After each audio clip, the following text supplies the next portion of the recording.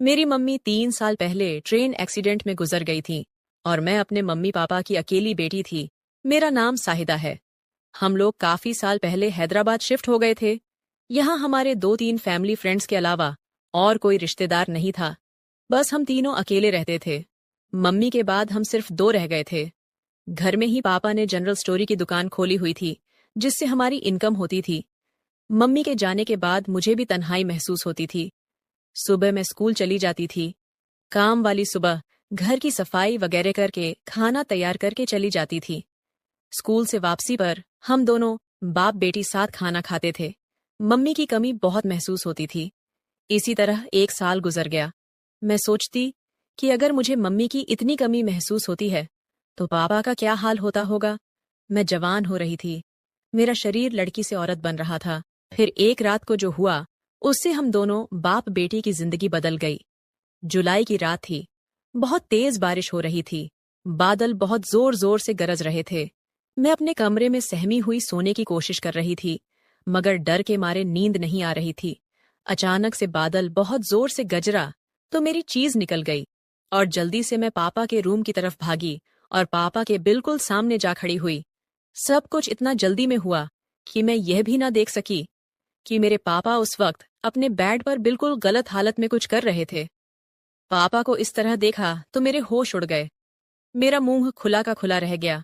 मैंने बोला, सॉरी पापा, मैं डर गई थी, इसलिए जल्दी में दरवाजा बिना नॉक किए अंदर आ गई।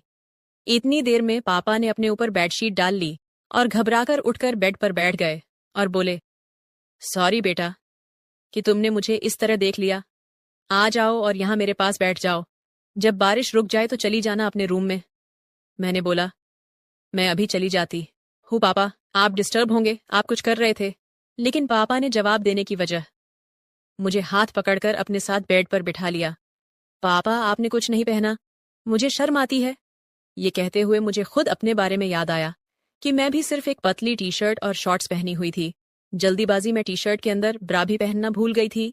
एक तरफ पापा को मैं उसे हालत में देख चुकी थी और अब वह सिर्फ बेडशीट डाले बैठे थे, और दूसरी तरफ मैं भी उनके बराबर बैठी हुई थी। मेरी सांस फूल रही थी। मुझे उस रात पापा के बराबर बैठकर पहली दफा एहसास हुआ कि मैंने इतनी बड़ी होकर भी अभी तक कुछ नहीं किया था। एकदम कुंवारी थी।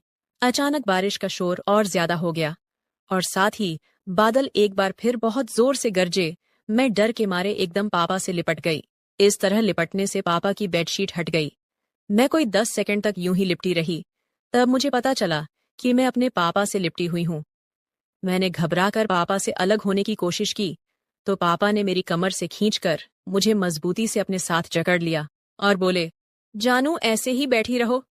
पापा से लिपटी हुई। मेरा सर पापा के सीने पर था। पापा, ये आप क्या रहे हैं? मैंने बोला, आज तुम्हारी मम्मी की बहुत याद आ रही है। पापा ने जवाब दिया, जब मम्मी की याद आती है तो आप ऐसे करते हैं। बेटा, वह तुम्हारी माँ थी, लेकिन मेरी बीवी थी, और मियाँ बीवी का रिश्ता अलग तरह का होता है। मैं समझ ही नहीं पापा। मैंने बोला, बेटी, क्या तुम्हें नहीं पता मियाँ बीवी का क्या रिश्ता होता है? पापा ने पूछा। नहीं पापा। मैंने बोला, अब मैं तुम्हें कैसे बताऊं कि मियाँ बीवी में क्या रिश्ता होता है, और इसी रिश्ते की वजह से तुम पैदा हुई और आज तुम यहाँ मेरे साथ बैठी हो। मैंने पूछा, वह कैसे? पापा, मेरी समझ में अब भी नहीं आ रहा था। पापा बोले, शादी के बाद मियाँ अपनी बीवी के साथ कुछ करता है तो फिर 9 महीने बाद बच्चा पैदा होता है। मैं बोली, पापा, अभी भी समझ नहीं आया। पापा बोले, अब इससे आगे मैं जो तुम्हें बताऊंगा उसके लिए तुम्हें भी मेरी तरह कपड़े उतारने पड़ेंगे। क्या तुम तैयार हो? मैं पापा की बात सुनकर पूरी तरह शर्मा गई और कुछ न बोल पाई। मैं कुछ समझ कर बोल पाती उससे पहले ही पापा ने मेरी टी शर्ट निकल दी। आज मेरे अपने पापा जो कुछ भी मेरे साथ करने जा रहे थे, ये मेरी जिंदगी का सबसे अनोखा तजुर्बा था। अब पापा अपनी बेटी के साथ वह करने जा रहे हैं जो पापा मेरी मम्मी के साथ करते थे, और पापा फुल मस्ती में थे। मेरी नजरें पापा की नजरों से मिली और मैंने शर्म से आंख बंद कर ली। आज मैं अपने ही सगे अब्बू से यह सब करवा रही हूँ। हम दोनों बाप बेटी कुछ देर तक लिपटे रहे। फिर पापा ने मुझे रात भर प्यार किया। कुंवारी होने की वजह से पहले मुझे बहुत दर्द हुआ।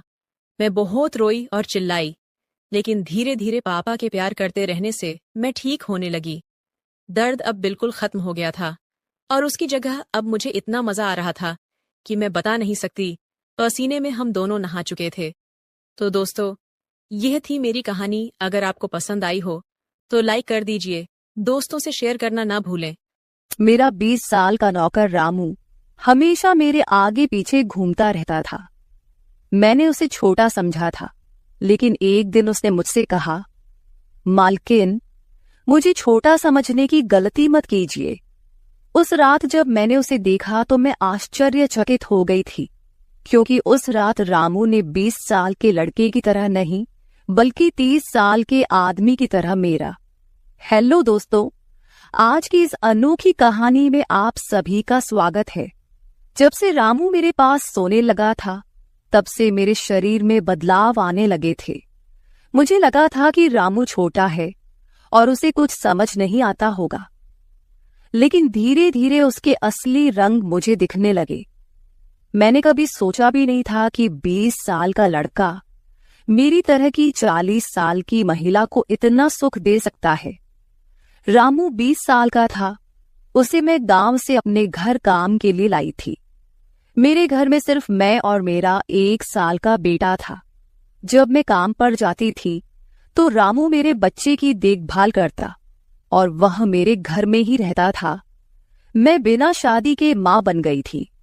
मेरे प्रेमी ने शादी का झांसा देकर मुझसे प्रेम का खेल खेला। जब मैं गर्भवती हो गई तो मैं उसके घर गई और वहां मैंने देखा कि उसकी शादी हो रही थी। उसने मुझसे प्रेम का नाटक किया और किसी और लड़की से शादी कर ली थी। मेरे पेट में पल रहे बच्चे को मारने का मेरा मन नहीं हुआ, और जब मैंने गर्भपात कराने का सोचा, तब तक समय निकल चुका था। मैं 5 महीने की गर्भवती हो चुकी थी। मेरे माता पिता ने मुझे और मेरे बच्चे को स्वीकारने से इनकार कर दिया। तब मैं अकेली रहने लगी।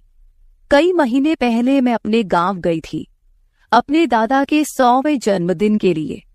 मेरे दादा ने मुझे जन्मदिन का निमंत्रण भेजा था और इसलिए मैं गांव गई थी।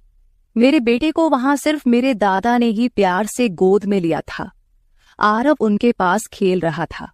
तभी ऑफिस से मेरा फोन आया और मैं कुछ देर के लिए फोन पर बात करने के लिए बाहर चली गई। जब मैं वापस आई तो मेरा आरव दादा के पास नहीं, बल्कि घर के एक नौकर के पास था। मैंने देखा कि आरव उस नौकर के पास अच्छे से खेल रहा था। मैंने अपने बच्चे को उस नौकर से लिया और वहां से जाने लगी। तभी उस नौकर ने मुझे रोका। वह कहने लगा, मालकिन, मुझे थोड़ी मदद चाहिए। मुझे पैसे की नहीं बल्कि काम की जरूरत है। उसने अपना परिचय दिया और कहा, मैं रामू हूं। मैं इस घर में गाय भैंस के गौशाले की सफाई का काम करता था, लेकिन अब बड़े साहब गाय भैंस बेचने की बात कर रहे हैं। अगर आपके पास कोई काम हो तो दीजिए। मुझे काम की बहुत जरूरत है। मेरे माता पिता भी मजदूरी करते हैं। मुझे काम की बहुत जरूरत है। तब मैंने कहा, मेरे बच्चे की देखभाल का काम है, लेकिन इसके लिए तुम्हें शहर चलना होगा। इस काम के लिए मैं तुम्हें 5,000 रुपये महीना दूंगी।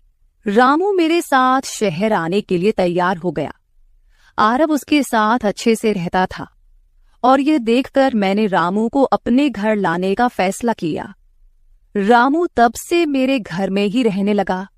उसने कहा कि हर 4 महीने बाद जब थोड़े पैसे जमा हो जाएंगे, तब वह अपने गांव जाएगा। रामू दिन भर मेरे बच्चे की अच्छे से देखभाल करता और घर के कामों में भी मेरी मदद करता। रामू को घर आए 1 महीना हो चुका था और इस 1 महीने में उसने मेरा दिल जीत लिया था। उसकी देखभाल से मेरे बेटे की सेहत भी सुधर गई थी। जो आरव मुझे परेशान करता था, अब वह रामू के हाथों से अच्छे से खाना खाता था। मैंने रामू को एक अलग कमरा दिया था। एक दिन रात में आरव बहुत रोने लगा। किसी भी तरह से वह शांत नहीं हो रहा था। बच्चे के रोने की आवाज सुनकर रामू मेरे कमरे में आया और उसने आरव को मुझसे ले लिया। रामू के पास जाते ही आरव शांत हो गया था। रात बहुत हो चुकी थी। आरव रामू को छोड़ नहीं रहा था, तो मैंने रामू को अपने कमरे में ही सोने के लिए कह दिया। सुबह जब मैं उठी तो आरव रामू से लिपटकर सो रहा था। उस रात के बाद से रामू आरव के लिए मेरे कमरे में सोने लगा। रामू के आने के बाद सब कुछ अच्छे से चल रहा था। रामू के काम से खुश होकर छुट्टी के दिन मैं उसे मॉल लेकर गई। वहां मैंने उसके लिए अच्छे कपड़े खरीदे और सैलून में जाकर उसकी नई हेयर स्टाइल बनवाई। रामू देखने में अच्छा था, लेकिन वह एकदम साधारण तरीके से रहता था। उस दिन मैंने उसका पूरा लुक ही बदल दिया था। उसे नए अंदाज में देखकर मैं भी उस पर विश्वास नहीं कर पा रही थी। कल तक जो एक साधारण सा नौकर था, वह इतना हैंडसम और स्मार्ट दिख सकता है, इसकी मैंने कल्पना भी नहीं की थी। मॉल से हम घर आए तो आरव आते ही सो गया था। मैंने उसे कमरे में बिस्तर पर सुला दिया और पानी पीने के लिए बाहर जाने लगी। तभी रामू मेरे लिए पानी लेकर आया। पानी पीकर मैंने गिलास रखा और रामू मुझे तब से ही एकटक देख रहा था। जैसे ही मैंने गिलास रखा, उसने मुझे गले लगा लिया। कई सालों बाद किसी पुरुष ने मुझे गले लगाया था। मैंने उसे खुद से दूर किया। तब रामू ने कहा, मालकिन, आपकी वजह से आज पहली बार मैंने खुद से प्यार करना सीखा है। जिंदगी बहुत खूबसूरत है, बस इसे जीना आना चाहिए। आज आपने मेरा कायाकल्प करवा कर मुझ पर बहुत बड़ा उपकार किया है। मैं सच में बहुत अच्छा दिख रहा हूँ। रामू के चेहरे पर खुशी देखकर मैं भी खुश थी। अगले दिन से वह बहुत स्वच्छ और सलीके से रहने लगा था। वह 20 साल का था, लेकिन गांव का लड़का होने के कारण उसकी कद काठी अच्छी थी। वह घर में भी रोजाना कसरत करता था। उसकी लंबाई भी ठीक ठाक थी। मैंने उससे उसकी पढ़ाई के बारे में पूछा था, लेकिन उसने कहा कि अब उसका पढ़ाई से मन उठ गया है। हर सुबह ऑफिस जाने से पहले मैं अपने बच्चे को दुलार कर ऑफिस के लिए निकलती थी। आज जब मैं ऑफिस के लिए निकलने से पहले आरव को चूमने गई, तब वह रामू की गोद में था। अचानक आरव ने अपनी गर्दन घुमाई और मेरे होंठ रामू के गाल पर जा लगे। मुझे बहुत शर्मिंदगी महसूस हुई। मैंने उससे माफी मांगी और ऑफिस के लिए निकल गई। शाम को जब मैं घर आई, तब भी मैं रामू की आंखों में नजर नहीं मिला पा रही थी। रामू ने आरव को खाना खिलाकर सुला दिया था। फिर हम दोनों ने साथ में खाना खाया। खाना खत्म करने के बाद मैं अपने कमरे में गई। वहां मैं अपनी दवाइयां ले रही थी। मुझे माइग्रेन की समस्या थी, उसी की दवा मैं ले रही थी। दवा लेने के बाद भी मेरा सिर बहुत दर्द कर रहा था। मैं अपने कमरे में सिर पकड़कर बैठी हुई थी। कुछ देर बाद रामू कमरे में आया। मुझे इस हाल में देखकर उसने पूछा कि क्या हुआ। जैसे ही उसे पता चला कि मेरा सिर दर्द कर रहा है, उसने मेरे सिर की मालिश शुरू कर दी। रामू की मालिश से मुझे आराम मिल रहा था। धीरे धीरे मुझे गहरी नींद आने लगी। उस रात मुझे बहुत अच्छी नींद आई थी। अगले दिन हमारे ऑफिस में ट्रेडिशनल डे का फंक्शन था और इसके लिए मैंने गुजराती लुक अपनाने का फैसला किया। मैंने घाघरा पहन लिया था, लेकिन स्कर्ट का नॉट बांधने में मुझे दिक्कत हो रही थी। तब मैंने रामू को कमरे में बुलाया और उससे नॉट बांधने को कहा। नॉट बांधते समय उसका हाथ मेरी खुली पीठ पर से गुजर रहा था। मैंने उसे छोटा समझा था, इसलिए मैंने उसे यह काम करने के लिए कहा था। मेरे पास और कोई विकल्प भी नहीं था। तैयार होकर जब मैं जाने लगी तो रामू ने मुझे रोका और अंदर से काजल लेकर आया। उसने मेरे कान के पीछे काजल लगाया और कहा, मालकिन, अब आपको किसी की नजर नहीं लगेगी। आप बहुत सुंदर लग रही हैं। उसकी बात सुनकर मैं हंसी और चलने लगी। उस दिन शाम को जब मैं घर आई तो मेरे साथ मेरी एक सहेली और उसका प्रेमी भी आया। रामू ने आज बहुत अच्छा खाना बनाया था। मेरी सहेली प्रिया 4-5 दिन मेरे घर रुकने वाली थी। अगले 3 दिन उसका प्रेमी भी मेरे घर पर था। अगले दिन रात को रामू ने खाना बनाया और प्रिया और उसके प्रेमी को खाने के लिए बुलाया, लेकिन वे दोनों कमरे में ही ड्रिंक कर रहे थे। प्रिया तो बहुत ज्यादा पी चुकी थी। वह खाना खाए बिना ही सो गई। उसका प्रेमी रोहन हमारे साथ खाना खाने बैठा। उसने कहा, प्राची, तुम प्रिया से भी ज्यादा सुंदर हो। रोहन के बोलते ही रामू उसे गुस्से से देख रहा था। खाना खत्म करने के बाद रोहन अपने कमरे में चला गया। उसके जाते ही रामू मुझसे कहने लगा, मालकिन, आपके ये कैसे दोस्त हैं? मुझे उस आदमी की बात बिल्कुल भी अच्छी नहीं लगी। तब मैंने रामू से कहा, मैं तुझे घर के सदस्य की तरह मानती हूं। इसका यह मतलब नहीं कि तू मेरे मेहमानों से कुछ भी कहे। तेरा काम है आए हुए मेहमानों की सेवा करना, इसलिए तू सिर्फ वही कर। बाकी मुझे कुछ सिखाने की जरूरत नहीं। रामू को डांट कर मैं अपने कमरे में चली गई। मैंने उसे डांट दिया था, फिर भी वह मेरे लिए पानी लेकर आया। तब मैंने अपनी दवा ली और पानी पीकर सो गई। आज रामू मेरे कमरे में सोने नहीं आया था, ऐसा मुझे लगा। लेकिन सुबह जब मेरी आंख खुली तो मैंने उसे अपने बगल में पाया।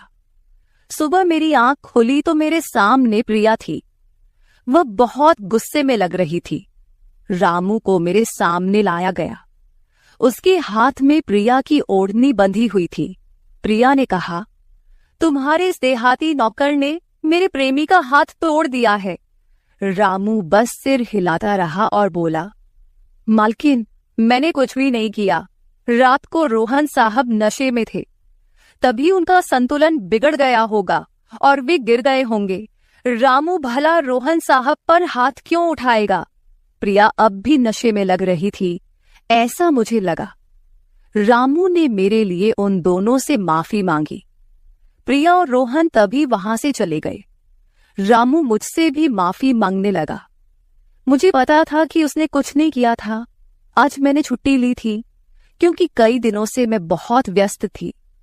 आज सोचा कि खुद के लिए थोड़ा समय निकालूं। नाश्ता करने के बाद मैं फिर से 1 घंटे के लिए सो गई। आरव भी मेरे साथ सो गया था। उठने के बाद मुझे 1 कप चाय की जरूरत महसूस हुई। मैं रामू को चाय बनाने के लिए पुकार रही थी, लेकिन उसकी तरफ से कोई जवाब नहीं आ रहा था। उसे ढूंढते ढूंढते मैं उसके कमरे में गई। वहां जाकर देखा कि रामू अभी अभी नहाकर बाथरूम से बाहर आया था। उसने शर्ट नहीं पहनी थी। मैंने पहली बार उसे इस तरह देखा। रामू का शरीर बेहद मजबूत था। उसका शरीर किसी योद्धा की तरह दिख रहा था। मैं उसे टकटकी लगाकर देख रही थी। मुझे उस वक्त कोई होश नहीं था। कई सालों बाद मैं किसी जवान पुरुष को इस तरह बिना कपड़ों के देख रही थी। मैं उसे टकटकी लगाए देख रही थी। तभी रामू ने मुझे आवाज दी।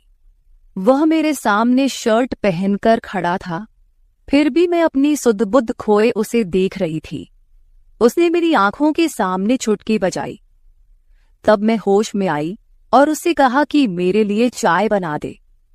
आज घर में ही थोड़ा खुद का स्किन केयर करने का सोचा, इसलिए दोपहर के समय मैं अपने कमरे में अपना पार्लर चलाने लगी। उस समय मैंने शॉर्ट्स और गाउन पहन रखा था और मैं अपने पैरों का वैक्सिंग कर रही थी। वैक्सिंग करते समय गलती से मैंने थोड़ा ज्यादा गर्म वैक्स अपने पैर पर लगा लिया, जिससे जलन हुई और मेरे मुंह से तेज आवाज निकल गई। मेरी आवाज सुनकर रामू दौड़ता हुआ मेरे कमरे में आया। उसने मेरे जले हुए पैर को देखा। उसने मेरे पैर से गर्म वैक्स हटाया और वहां क्रीम लगा दी। उसके हाथ बार बार मेरे पैर पर अनजाने में फिर रहे थे और उस वक्त मेरे मन में जो भावनाएं उत्पन्न हो रही थीं, उन्हें व्यक्त करना मेरे लिए मुश्किल हो रहा था। रामू की नजर मुझ पर पड़ते ही मैं दर्द से कराह उठी। मुझे इस हालत में देखकर उसने कहा, बाई साहब, अब आप बस आराम से लेट जाइए। आपको जो भी करना है मुझे बताइए, मैं आपकी मदद कर दूंगा। मैंने उसे मेरे दूसरे पैर का वैक्सिंग करने को कहा। रामू ने जैसा मैंने बताया वैसा ही किया। उसने मेरे चेहरे की मसाज भी कर दी। उसके स्पर्श से मुझे बहुत आराम मिला। आज का छुट्टी का दिन मेरे लिए आरामदायक बीता। रामू में हर गुण भरा हुआ था। वह किसी भी काम में पीछे नहीं था। आज रात मैंने उसे मेरे कमरे में सोने के लिए मना कर दिया। दिन भर मैं घर में नहीं होती, कम से कम रात को तो मुझे मेरे बच्चे के साथ अकेले समय बिताना चाहिए। हर बार रामू का आना मुझे पसंद नहीं था, इसलिए मैंने उसे कमरे में सोने के लिए मना कर दिया। इस तरह दिन बीतने लगे। कुछ दिनों तक रामू के बिना आरव रात को सो नहीं पाता था, लेकिन धीरे धीरे उसने रोना बंद कर दिया। मुझे अपने अंदर कुछ बदलाव महसूस होने लगे थे। सुबह उठते ही मेरा शरीर बहुत दुखने लगता था। अचानक ये सब क्यों हो रहा है, समझ नहीं आ रहा था। कुछ दिनों में मेरी शारीरिक पीड़ा इतनी बढ़ गई कि मुझे बिस्तर से उठने की भी इच्छा नहीं होती थी। तब मैंने ऑफिस से 1 हफ्ते की छुट्टी ले ली। कुछ दिनों आराम किया, शायद थोड़ा ठीक हो जाऊं। अब पूरा वक्त आरव रामू के साथ रहता था। जब उसे भूख लगती तो वह बीच बीच में मेरे पास आ जाता। आज मैं अपनी कमर पकड़कर बैठी थी। रात को रामू पानी लेकर मेरे कमरे में आया।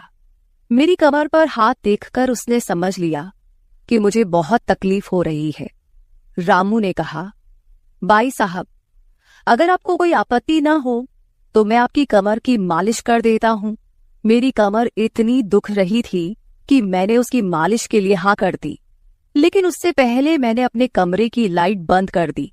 छोटे 0 बल्ब की रोशनी में मेरी कमर उसे नहीं दिखेगी, इसलिए मैंने कमरे की बड़ी लाइट बंद करके 0 बल्ब जला दिया। वह जब मालिश कर रहा था, मुझे बहुत आराम मिल रहा था। मालिश करने से मेरी पीड़ा जैसे झट से गायब हो गई थी।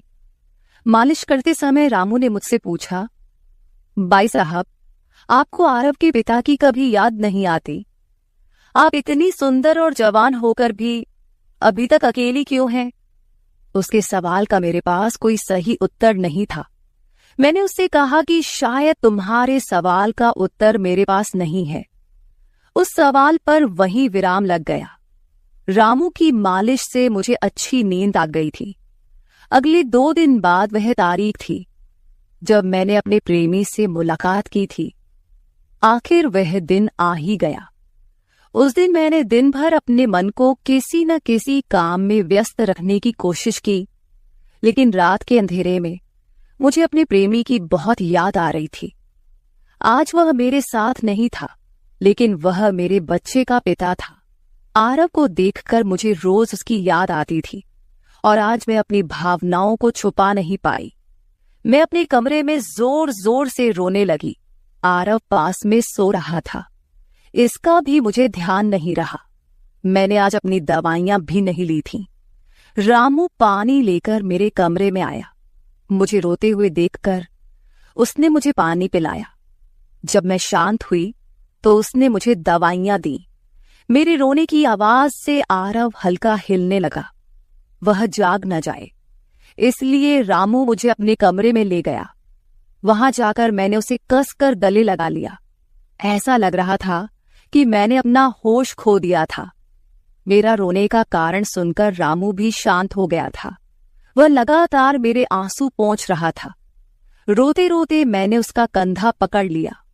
धीरे धीरे मैंने उसे और करीब खींच लिया। मैंने उससे कहा, रामू, आज की रात मैं तुम्हारे साथ बिताना चाहती हूं। तब रामू ने कहा, भाई साहब, मैं अभी छोटा हूं, मुझे कुछ भी नहीं आएगा। उसकी बात सुनकर मैंने उसे और पास खींच लिया। उस रात मैं उसके कमरे में थी, लेकिन सुबह जब मैं उठी तो वह मेरे पास नहीं था। उसकी शर्ट वहीं पड़ी हुई थी। जब मैं बाहर गई तो मैंने देखा कि रामू मेरे बच्चे को दूध और बिस्किट खिला रहा था। मुझे आरव का ख्याल नहीं आया था, लेकिन रामू ने नहीं भुलाया। उसने हम दोनों माँ बेटे को खुश कर दिया था। रात की थकान के बाद मैं सुबह देर से उठी थी। दिन भर रामू ने मुझसे नजरें नहीं मिलाई। आज प्रिया मुझसे मिलने घर आई थी। वह रामू की तरफ देख भी नहीं रही थी।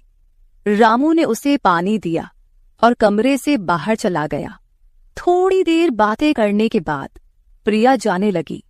जाते समय उसने मुझसे कहा, जितनी जल्दी हो सके अपने नौकर को यहां से निकाल दो।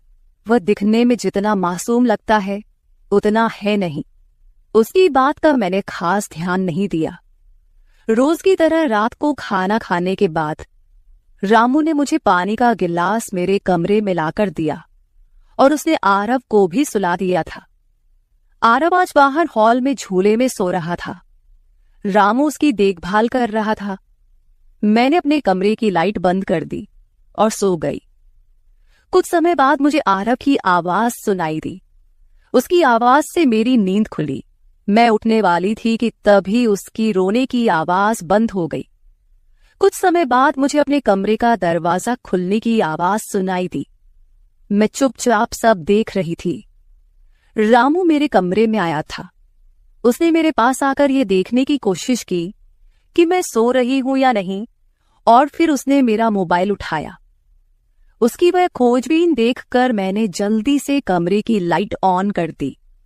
मुझे जागता हुआ देखकर वह चौंक गया। मैंने उसके हाथ से अपना मोबाइल छीन लिया। मैंने उससे कहा, रामू, यह सब क्या चल रहा है? तुम इस वक्त यहां क्या कर रहे हो? वह कुछ नहीं कहकर वहां से जाने लगा, लेकिन मैंने उसे इतनी आसानी से छोड़ने का इरादा नहीं किया था।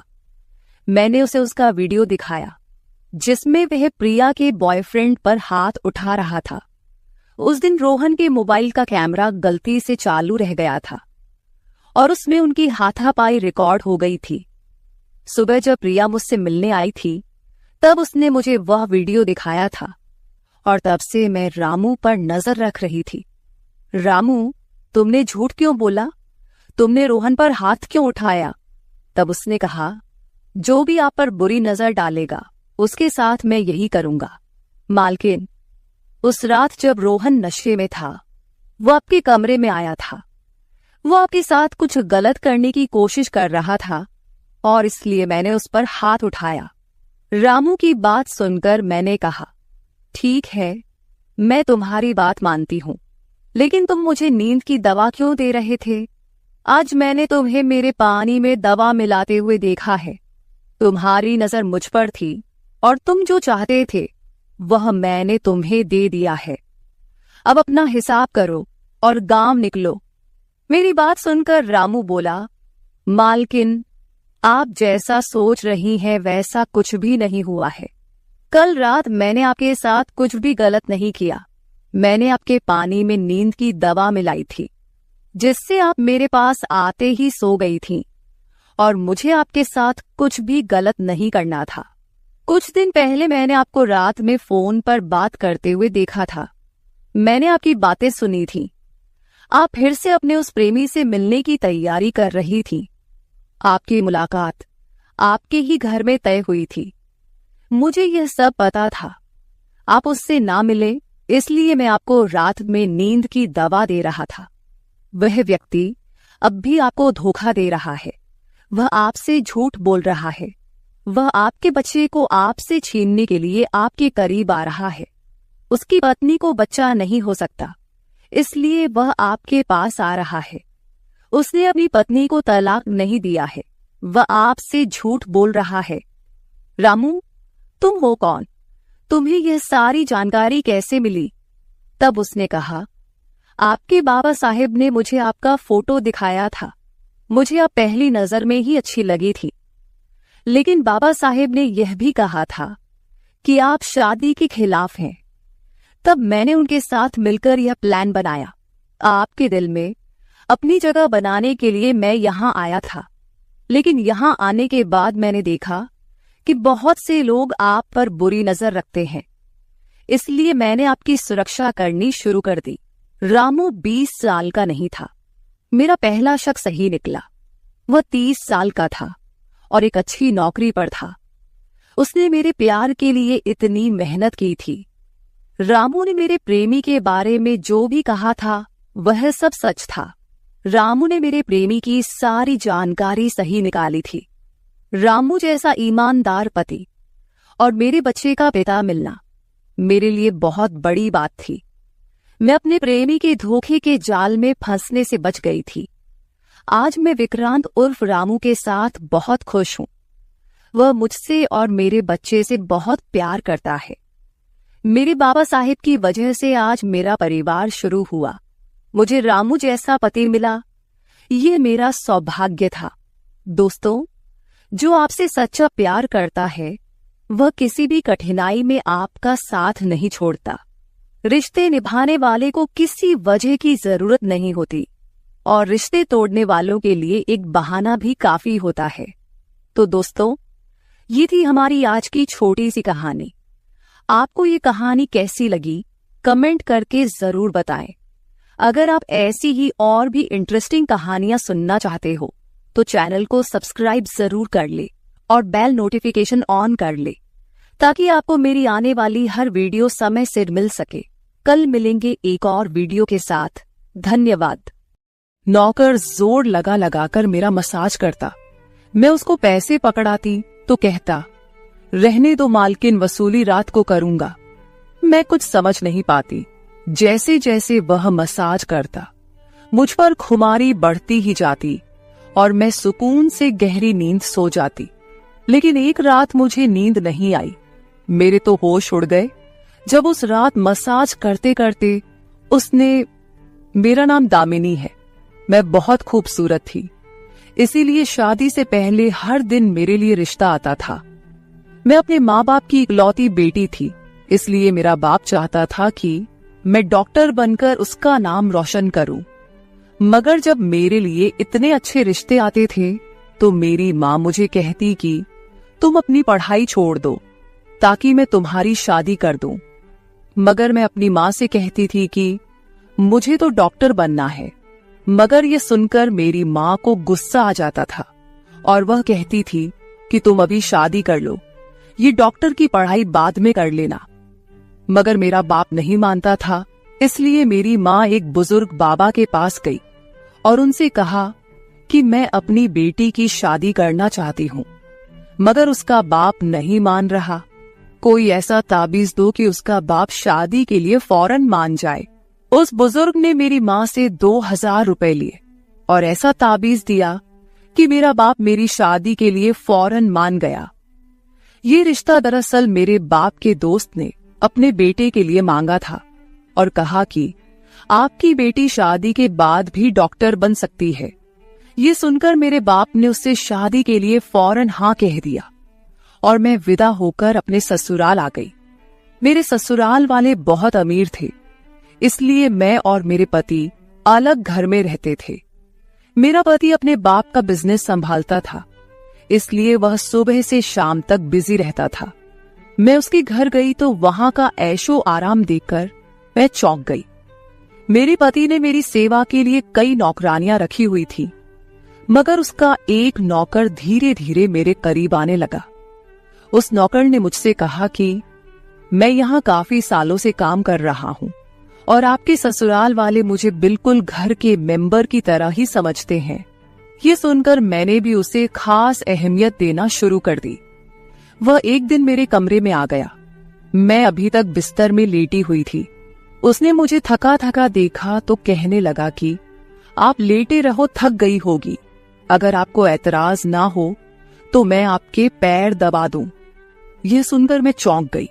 मैं खूबसूरत थी, जवान थी, लेकिन मुझे मेरे पति के अलावा किसी मर्द ने नहीं छुआ था और ना ही मैंने किसी नौकर से कभी अपने पैर दबवाए थे।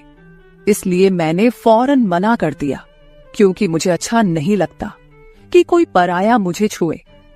यह सुनकर वह चुप हो गया और मेरे कमरे से चला गया।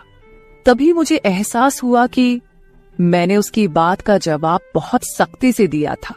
शायद वह पहले भी मेरे ससुराल में ऐसे काम करता होगा, मगर मैंने साफ इनकार करके उसका दिल तोड़ दिया था। दरअसल मैं बहुत नरम दिल थी, इसलिए मुझे बाद में अफसोस होने लगा। मैं उसके बारे में सोचने लगी कि यह नौकर तो काफी जवान और खूबसूरत है, मुझे इससे पैर नहीं दबवाना चाहिए था।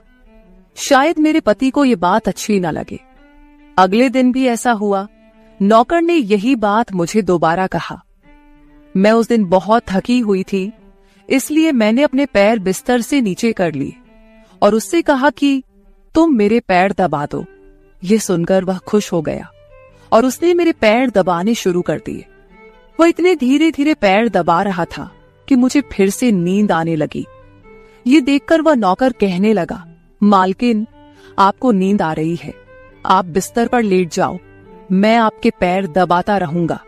मैं जैसे मदहोशी में थी, इसलिए फौरन बिस्तर पर लेट गई। वह नौकर बिस्तर पर आ गया और मेरे पैर दबाने लगा। उसके बाद मुझे होश नहीं रहा और मैं सो गई। मुझे नहीं पता था कि मैं कितने घंटे सोती रही। मेरी आंख खुली तो मैंने देखा कि वह नौकर अभी तक मेरे पैर दबा रहा था। ये देखकर मुझे उस पर तरस आ गया और मैंने हाथ बढ़ाकर अपना पर्स खोली और कुछ नोट निकाले और उस नौकर के हाथ में रख दिए। ये देखकर वह शर्माने लगा। मालकिन, आप मुझे पैसे देकर शर्मिंदा कर रही है। मेरी सैलरी अच्छी है, मुझे इन पैसों की जरूरत नहीं है। ये सुनकर मैंने उससे कहा कि यह पैसे तुम्हारी मेहनत के हैं। ये सुनकर उस नौकर ने मुझसे वह पैसे लिए और मेरे कमरे से निकल गया। मेरा पति रात को देर से आता था, इसलिए मैंने शाम को फिर उस नौकर को अपने कमरे में बुलाया और उसे कहा कि तुम्हारी मालिश से मुझे बहुत अच्छी नींद आती है, इसलिए जब तक मेरा पति घर नहीं आ जाता तब तक तुम मेरे कमरे में ही रहना। शायद नौकर को पैसे का लालच आ गया था, इसलिए वह मेरी बात सुनकर खुश हो गया और कहने लगा, मैं तो आपका मामूली सा नौकर हूँ, जैसा आप कहोगे मैं वैसा ही करूंगा। आपके पैर दबाता रहूंगा ताकि आपकी थकान उतर जाए और आपको सुकून मिले। ये सुनकर मैंने उससे कहा कि तुम्हारे हाथों में जादू है, इसलिए तो मेरी सारी थकावट उतर जाती है। एक दिन नौकर ने मुझसे कहा कि आपकी सास भी कभी कभी मुझसे मसाज करवा लेती थी। ये सुनकर मैं चौंक गई। मुझे मेरी सास ऐसी नहीं लगती थी, मगर वह नौकर झूठ बोलने वाला नहीं लगता था। मुझे ससुराल आए 1 महीना होने वाला था, इसलिए मैंने नौकरों को परख लिया था। वह मुझे हर बात सच ही कहता था।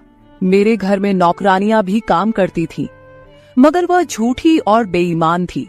वह मुझसे जो बात सुन लेती थी उसे पूरे मोहल्ले में मशहूर कर देती थी, इसलिए मैं उन्हें अपने कमरे में नहीं आने देती। ये नौकर इस घर का पुराना नौकर था, इसलिए मैं उस पर भरोसा करती थी। नौकर भी मेरे कमरे में आता था, मगर अपनी नजरें झुकाकर रखता था। वह मेरे जिस्म को हाथ लगाता, मगर उसकी नीयत खराब न थी। ऐसा हर रात होता था। एक दिन मैंने अपने पति से कहा कि जब से हमारी शादी हुई है हम कहीं घूमने फिरने नहीं गए। ये सुनकर मेरे पति ने कहा कि जब से हमारी शादी हुई है तुम भी तो हर वक्त नींद में रहती हो। मैं रात को घर आता हूँ तो तुम गहरी नींद में होती हो। दिन को मेरे पास वक्त नहीं होता और रात को मेरे घर आने से पहले तुम सो जाती हो। ये सुनकर मैं अपने दिल में सोचने लगी कि यह सब नौकर की मालिश की वजह से हो रहा था। मेरे पति की शिकायत सही थी। मुझे रोज रात को अपने पति के लिए जागना चाहिए था। उस दिन मैंने फैसला किया कि आज रात जब नौकर मुझे मालिश के लिए कहेगा तो मैं इनकार करूंगी, ताकि मुझे नींद ना आए और मैं अपने पति के आने तक जागती रहूं। शाम हुई तो मैंने नहाकर खुद को खूब तैयार किया और दुल्हन बनकर बिस्तर पर बैठ गई। नौकर मेरे कमरे में आया तो उसने मुझे मालिश के लिए पूछा, मगर मैंने साफ इनकार कर दिया। मेरी बात सुनकर वह कुछ उदास हो गया और वापस चला गया। कुछ देर बाद नौकर मेरे कमरे में आया तो उसके हाथ में दूध का गिलास था।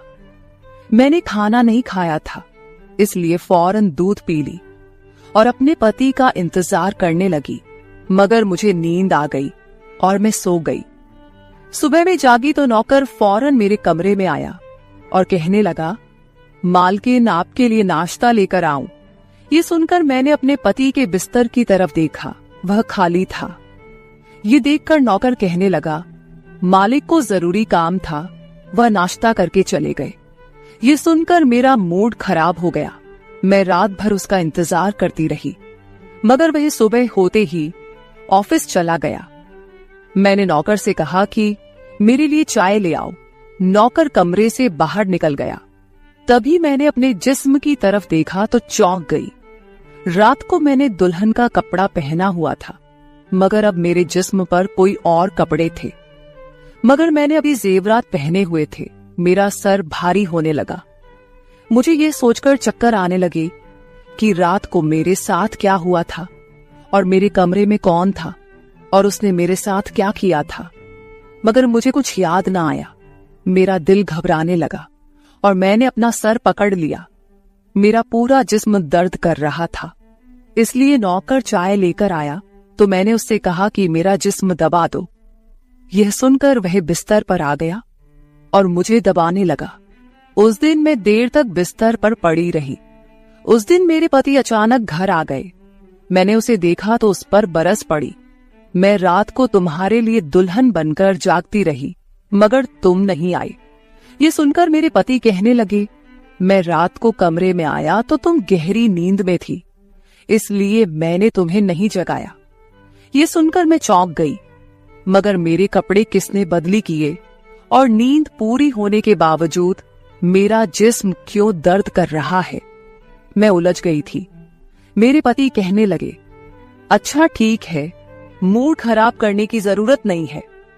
मुझे आज रात एक काम के सिलसिले में बाहर जाना है, इसलिए देर हो जाएगी, मगर अभी मेरे पास 3-4 घंटा फ्री है। अगर तुम कहो तो हम अभी कहीं बाहर जा सकते हैं। ये सुनकर मेरा मूड खुद ब खुद ठीक हो गया और मैं सारी रात वाली बातों को भूलकर खुश हो गई। शादी के बाद यह पहला मौका था कि मैं अपने पति के साथ कहीं बाहर जा रही थी।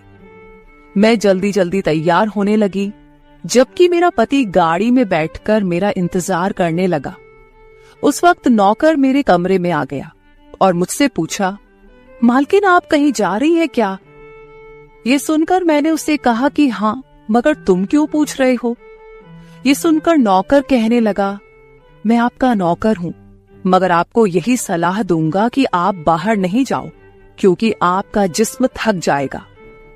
ये सुनकर मुझे गुस्सा आ गया और मैंने उससे कहा कि तुम मेरे नौकर हो, मेरे पति बनने की कोशिश मत करो। ये कहकर मैं बाहर चली गई। न जाने मुझे किस बात पर गुस्सा आ गया था। मैंने उस नौकर को खूब खरी खरी सुना दी। वह भी अपनी औकात जान गया था। तभी तो मैं जब घर आई तो वह मेरे सामने नहीं आया। मेरे पति मुझे गेट पर उतारकर वापस बाहर जा चुके थे।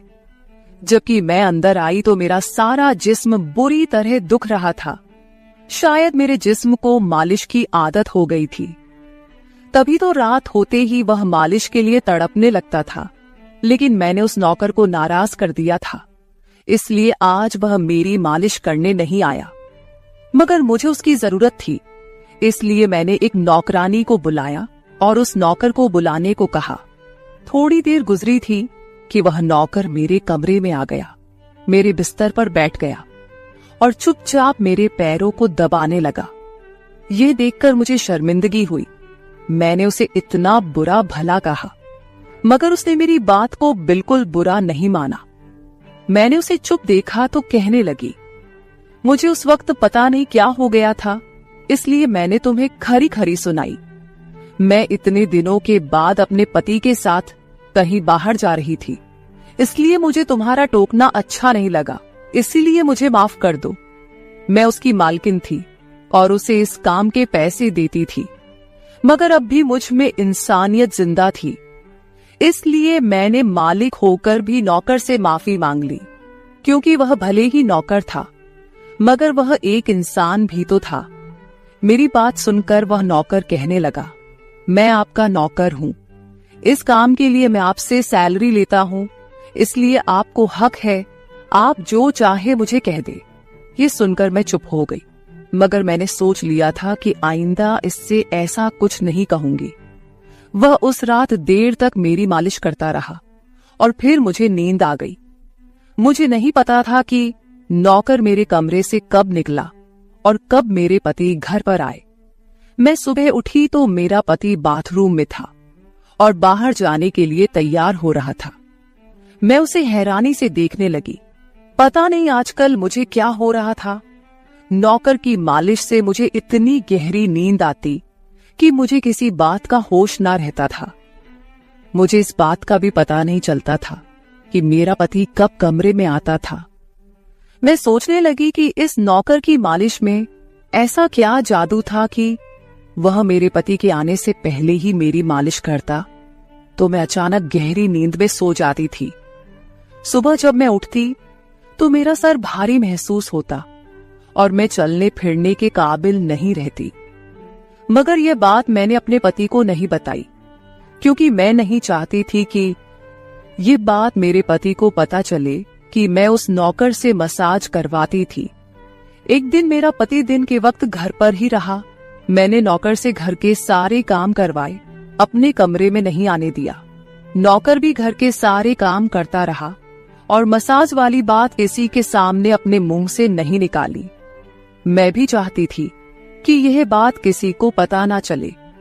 इस दौरान जब मेरा पति घर से बाहर जाता था, मैं उस नौकर को कमरे में बुला लेती थी। मगर एक दिन मेरा पति अचानक ही घर आ गया और मैं कमरे में थी। यह देखकर मैं बहुत घबरा गई और सोचा कि पति के आने से पहले नौकर को भगा दूं। मगर यह नौकर भी बड़ा समझदार था। मेरे पति के आने से पहले दूसरे काम पर लग गया और मेरे पति को कुछ पता नहीं चला। मैं मसाज घर की नौकरानियों से भी करवा सकती थी, मगर उस नौकर के हाथ में क्या जादू था कि मैं उसे हर रोज अपने कमरे में बुला लेती थी। मुझे पता नहीं क्या हो जा रहा था। जिस रात मैं नौकर से मसाज नहीं करवाती थी, उस रात मेरे पूरे जिस्म में दर्द हो जाता था। सुबह में जागती तो मेरा सर भारी हो जाता था और मुझे थकान भी हो जाती थी। एक रात मैंने नौकर से मालिश करवाई और गहरी नींद सो गई। सुबह मेरी आंख खुली तो फिर से मेरे कपड़े चेंज हो चुके थे। ये क्या माजरा था? ऐसा कौन करता था? क्या मेरा पति मेरे साथ ऐसा कर रहा था? मैं सोच में पड़ गई। मैंने शीशे के सामने जाकर देखा तो चौंक गई। मेरे पूरे जिस्म पर लाल निशान पड़ गए थे। यह कैसे निशान थे? मैं अपने जिस्म पर हाथ फेरने लगी। मैं जैसे उस निशान को मिटाना चाहती थी, मगर ऐसा न हुआ। अगले दिन फिर मैंने अपने जिस्म को देखा कि निशान खत्म होने के बजाय फैलने लगे थे। मैं घबरा गई।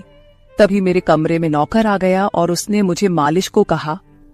मैं उस निशान को छुपाना चाहती थी, इसलिए उसे कहा कि आज तुम सिर्फ मेरे पैर दबा दो। उसने मुझसे कुछ नहीं पूछा, मगर मैं अंदर ही अंदर डर रही थी। किसी दिन मेरे पति ने यह निशान देख लिए तो मैं उसे क्या जवाब दूंगी। मैं ये सोच सोचकर थक चुकी थी, इसलिए मैंने तकिए पर पैर रख दिए। नौकर मेरा मसाज करने लगा। मेरी आंखें नींद से बंद होने लगी थी। तभी मुझे नौकर ने ऐसी बात कह दी जिसे सुनकर मेरे होश उड़ गए। उसने मुझसे कहा, मालकिन आप मुझे बहुत अच्छी लगती हो। मेरी आंखें बहुत बोझल होने लगी थी। मुझे उसकी बात समझ नहीं आई और फिर मैं गहरी नींद सो गई। सुबह मेरी आंख खुली तो मेरा पति भी बिस्तर में लेटा हुआ था। मेरा सर भारी हो रहा था और जिस्म दर्द से छूट रहा था, मगर उसके बावजूद मैं अपने पति के करीब गई और उसे धीरे से उस निशान के बारे में बता दिया। मैंने सोचा कि यह निशान बढ़ रहे थे, इसलिए मुझे यह बात अपने पति को बता देनी चाहिए। ये सुनकर मेरे पति ने मेरे जिस्म से कपड़ा हटाया तो वह उछल पड़ा। वह मुझसे दूर हो गया और कहने लगा, तुमने मुझे धोखा दिया है, बेवफाई की है और तुम्हें उसी की सजा मिली है। यह कोई बीमारी नहीं है, बल्कि तुम्हारा गुनाह है। मुझ में क्या कमी थी जो तुमने दूसरा मर्द तलाश कर लिया? मैं काम में बिजी था, मर तो नहीं गया था कि तुमने एक और चक्कर चला लिया। यह सुनकर मैं हक्का बक्का रह गई। मैंने उससे कहा कि यह आप कैसी बातें कर रहे हैं, मैं बेकसूर हूं। मगर मेरा पति हंसने लगा और कहने लगा, ये निशान बता रहे हैं कि तुम गुनहगार हो, इसीलिए मेरे घर से निकल जाओ। मैं तुम्हें तलाक के पेपर भेज दूंगा।